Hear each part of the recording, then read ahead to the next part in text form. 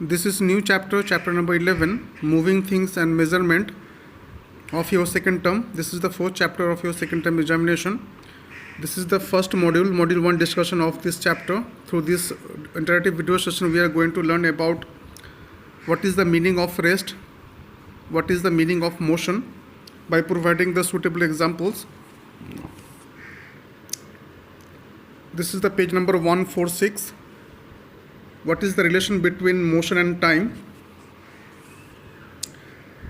What are the different types of motions? Why the rest and motion are called relative terms? Why rest and motion are relative terms?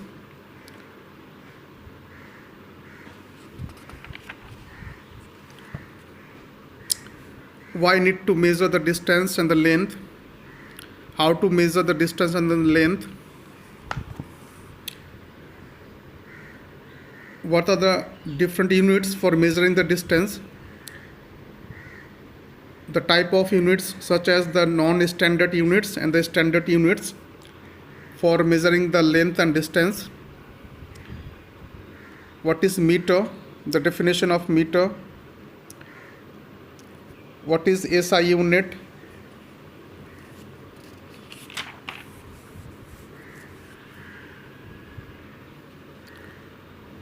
The different metric unit of length and meter, submultiple units. Then finally, we have to know about the rules for writing the units. Up to this, we will discuss through this module 1 discussion. In our next module, we will discuss about the measurement of length.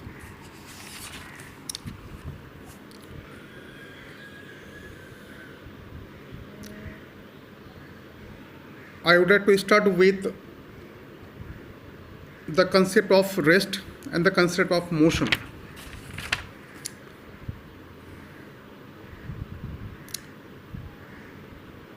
In simple term, we can say the meaning of rest is when the object or any object which remain stationary or fixed at a place and do not change the location. This is called the rest. Or in another word, we can say rest, it is the situation of any object in which the object remain stationary or remain fixed at a fixed point or place and never change its location. This situation is called the rest of that object.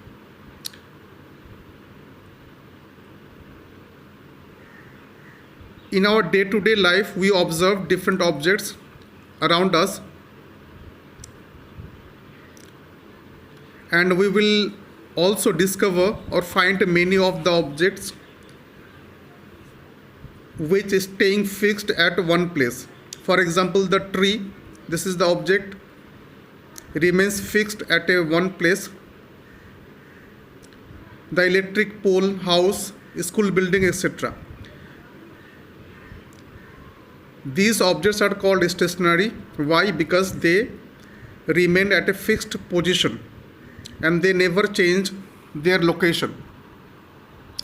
And the situation they lie in is called the situation of rest condition.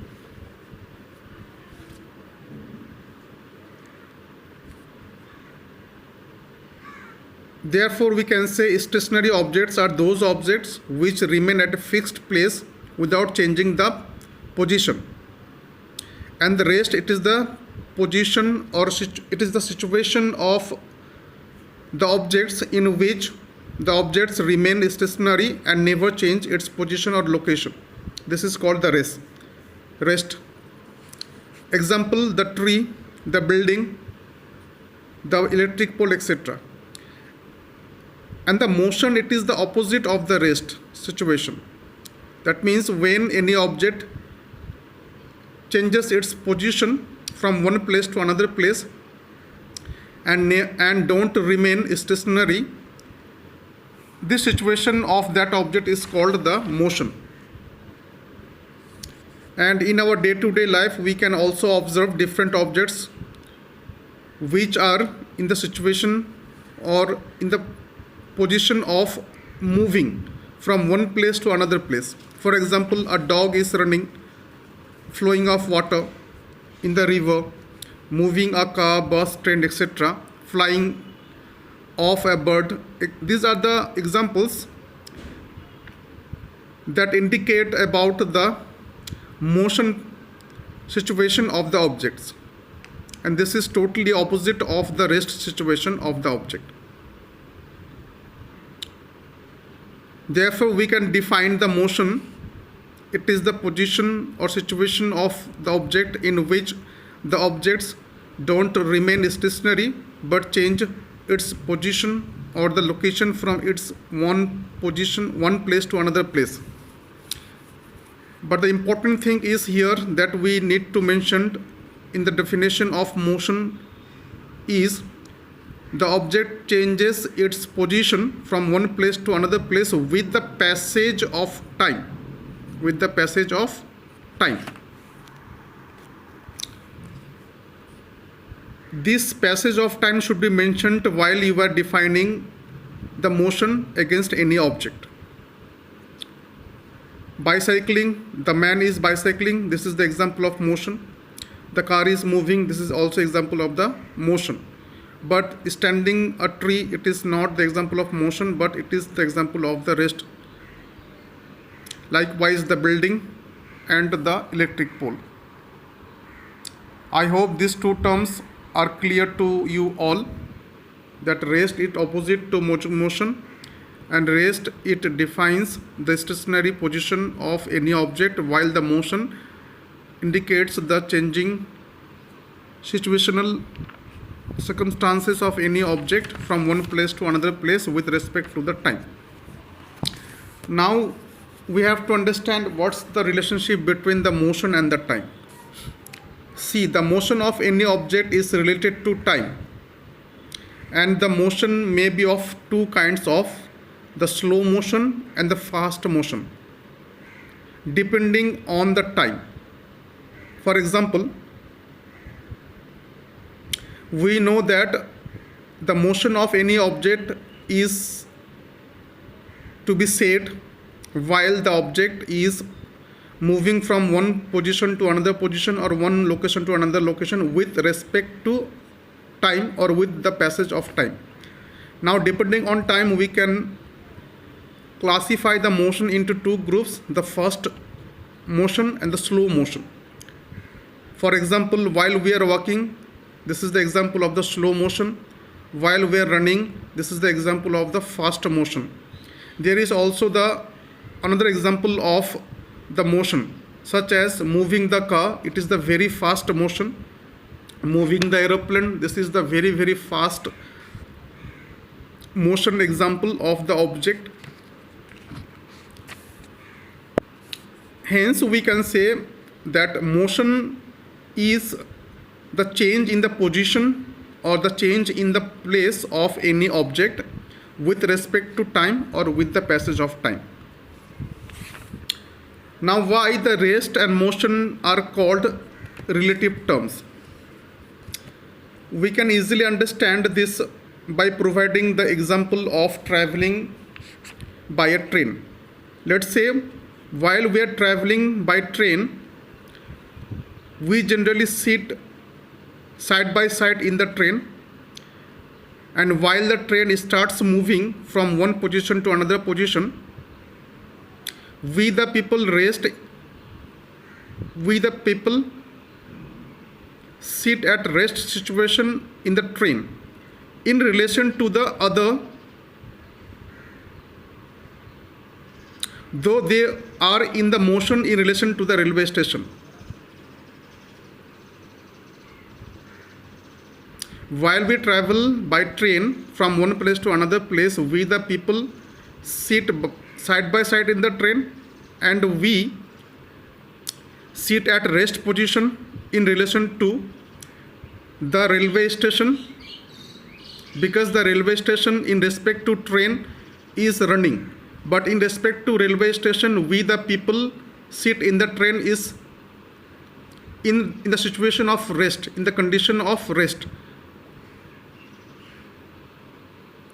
And we know that a body can be said to be at rest in relation to one, and in motion in relation to another object at the same time.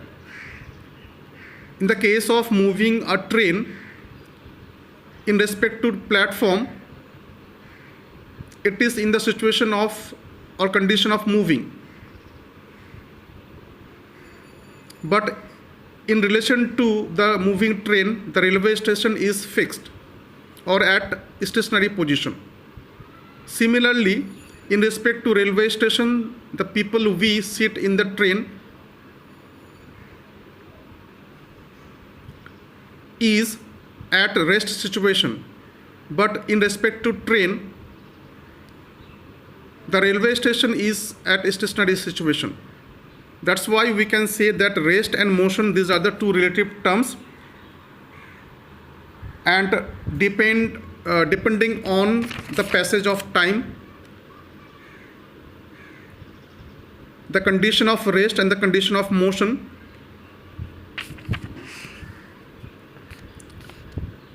are co-changeable depending on the time factor. Same thing is stationary, as well as same thing is at moving situation, but the important factor that we need to consider is the time factor.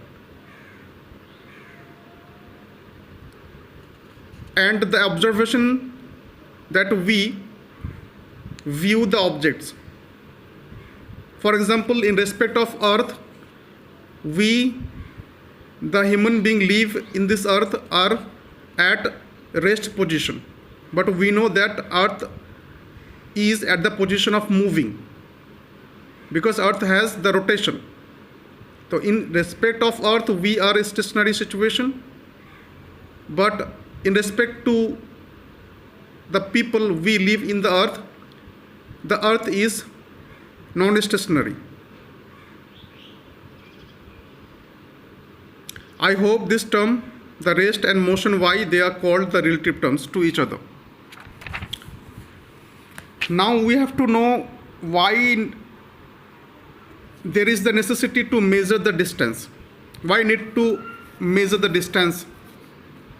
The answer is, while we are traveling from one place to another place, we need to cover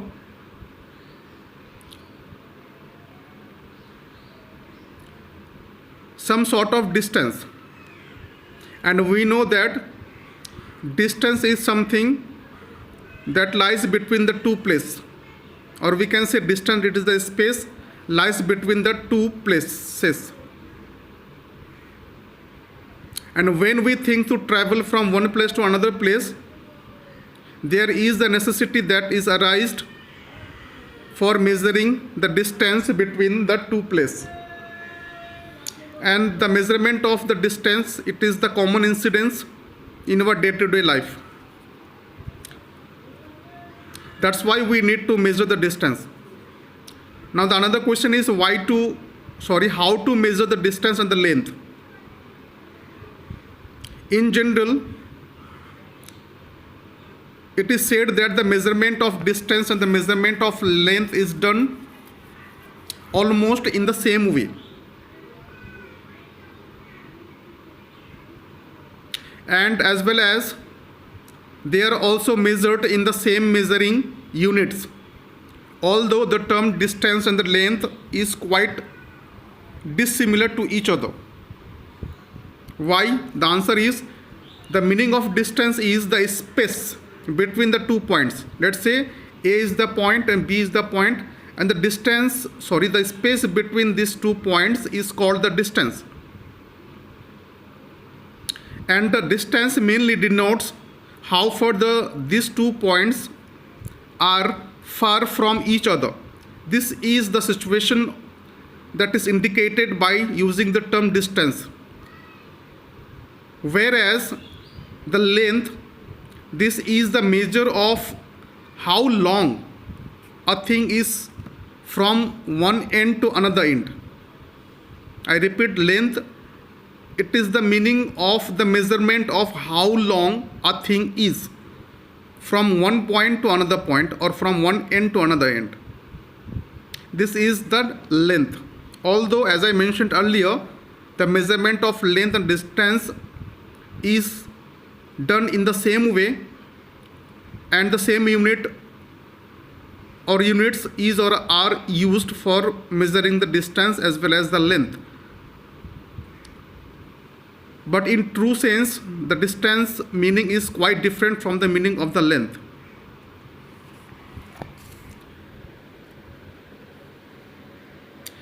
Actually, while we are measuring the distance, we are talking about the space lies between the two given points.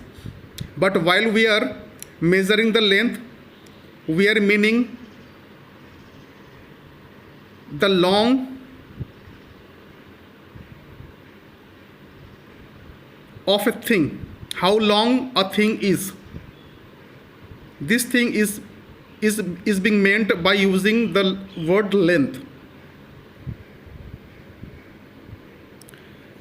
This is the A point and this is the B point. If I say what is the distance between the A and B point, answer is let's say this is the 10 centimeter. So answer is 10 centimeter. This is the distance between these 2 points. As well as this is also the length between these 2 ends, the A end and the B end. That's why the length and the distance is measured in the same way and by using the same unit.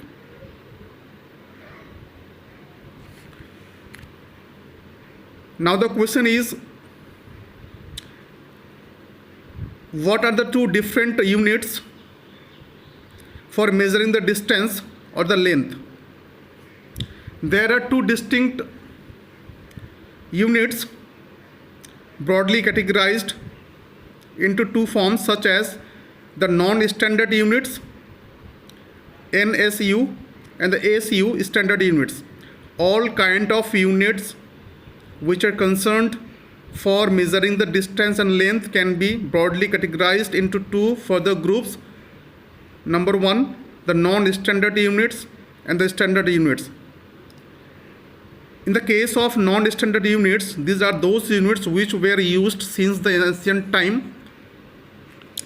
For example, the foot span, foot steps, hand span, etc. These are the non-standard units were used in the ancient times. And now the question is why they are called so the non-standard units, because these all units differ from person to person and place to place and country to country, and they always resulted in confusion and error about the measurement of distance and length.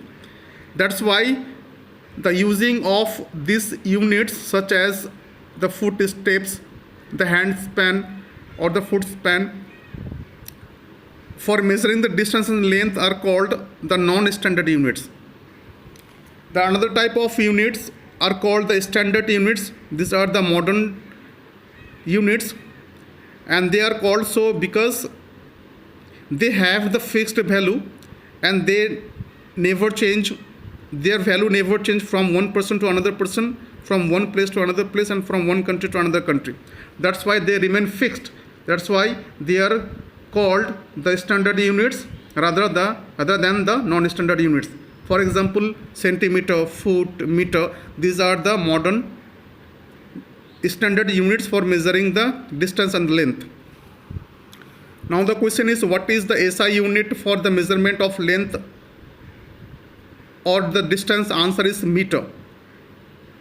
Meter, it is the standard unit to measure both the distance and the length. Now what is the meaning of meter? A meter, it is a predetermined distance between the two ends mark on a rod, and which is made from the PIA, that is the platinum iridium alloy, kept in the IBWM, that is the International Bureau of Weights and Measures, located at Paris in the France, and also kept in the National Physical Laboratory at New Delhi in India. I repeat once again, what is the meter? The meter, it is the predetermined distance between the two end marks given on a rod, and this rod is made from the platinum iridium alloy.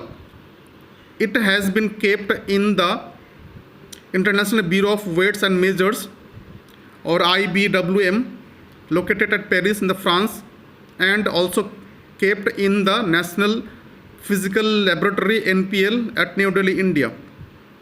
This is the standard unit for measuring the length and the distance, that is the meter. And SI unit stands for the International System of Unit. Now the question is, why the rod for measuring the meter, for measuring the length and distance by using the unit meter is made from the PIA, platinum iridium alloy? The answer is, when the rod is made from the platinum iridium alloy, this platinum iridium alloy has little effect of heat on it. This is the first reason. The second reason is, it neither expands while the rise in the temperature, never nor contracts on cooling. That's why, considering these two benefits of the platinum iridium alloy, this PIA has been used to make the rod which is used for measuring the distance and length, and that is called the meter unit. The meter unit mainly represents the same length irrespective of person, irrespective of the place, irrespective of the country. That's why we can say the value of the meter remains always unchangeable, and it represents the same length always, everywhere. Now the question is, it is based on which? Mainly the meter is based on the system called the decimal metric system, DMS, decimal metric system. And the metric units of measuring length and weights are in the multiple of tens. We know what is metric unit. The metric unit of measuring length and weight is the multiple of 10. Therefore, we can say that they are represented through the decimal system. And by using this decimal metric system, it makes the calculation more easier. We know that the short form of the meter is M, small letter M, and we know that in this way, such as 2M, this is the 2 meter, 1M, 1 meter. In this way, we can write the unit of measurement of distance and the length. We also know that 1 milli, it means the 1 upon 1000. This is the 1 part of the 1000, and 1000 millimeter make 1 meter. Similarly, centi means 1 upon 100. This is the 1 part of the 100, and 1 centimeter makes 1 meter. And we also know that kilo means 1000, such as 1000 meter make 1 kilometer, or 1000 gram make 1 kilogram. Finally, we can conclude that the length of meter is divided into 100 equal parts. The length of a meter is divided into 100 equal parts, and each part, that means 1/100th of a meter, is called the centimeter. Similarly, a centimeter length is divided into 10 equal parts, and each equal part of centimeter, that is the 1/10th part of the centimeter, is called the millimeter. And the length of a meter is divided into 1000 equal parts, and each equal part of the meter, that is the 1/1000, is called the millimeter. And 1000 meter or 1000 gram is called 1 kilometer or 1 kilogram. Now the final topic of today's discussion is how to use the rules for writing the units, or what are the different rules for writing the units. These are the few mentioned rules for writing the units, such as number 1, the unit is always represented in singular form but never in plural form. Mind it. For example, 1 meter or 10 meter.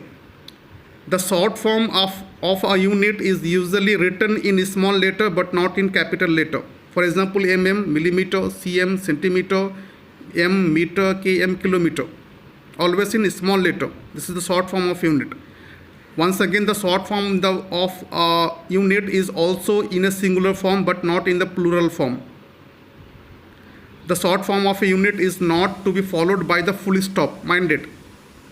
But if we use the short form of any unit as a last word of the sentence, then we can put the full stop. I hope the video was informative about today's lesson. In the next video, we will discuss about the measurement of length. Thanks for watching.